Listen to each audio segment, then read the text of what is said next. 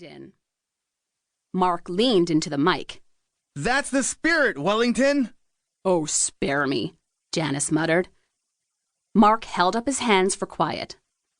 As always, the riot's going to be a blast. And this year, we've added a whole bunch of new events, like tricycle basketball, egg toss, and a chain gang relay. What's that? Someone hollered. Mark grinned again. I'll get to that. That and all the other details. He turned and gestured toward a pretty blonde girl standing behind him. She smiled and waved.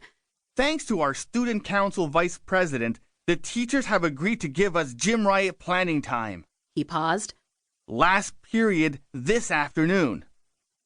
Hey, that's my band class, Janice protested, but her complaint was lost in the roar that erupted around us.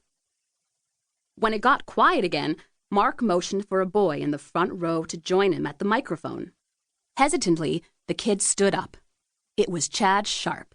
I recognized him from French class. Right now, though, I want to tell you about a totally new and exciting feature that's just been added to the school's website. Mark clapped Chad on the back. And this guy here is the mastermind behind it.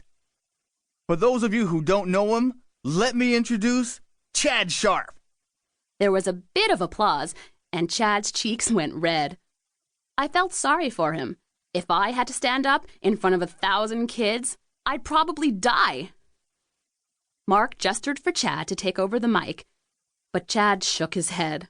A man of big ideas, but few words, Mark said, resuming his spot in front of the microphone. But that's okay. The important thing is that thanks to Chad and the parent council, we now have a chat room on our school website. An instant buzz spread through the gym. You heard right. Mark nodded. A chat room. Actually, it's lots of chat rooms. There's something for everybody. If you want to compare notes about movies or music or the newest fads, you can visit the hotspot. For you athletic types, there's a sports chat room. Want to talk about the stuff going on at school? Go to the Wellington room. If you just need to let off steam, there's a chat room for that too. There's even a homework help chat room.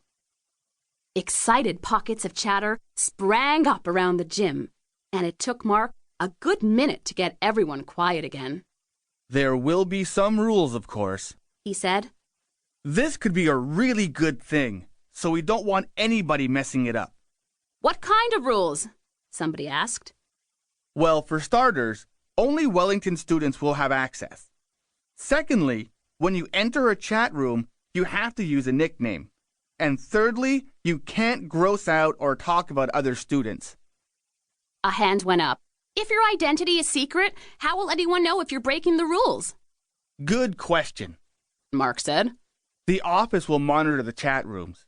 When you log on, you'll exchange your student number and email address for a nickname. No one will have access to your personal information except the site administrator, aka Mr. Barnes in computer science. To everyone online, you'll be anonymous. But if you break the rules, the office will track you down and you'll be toast.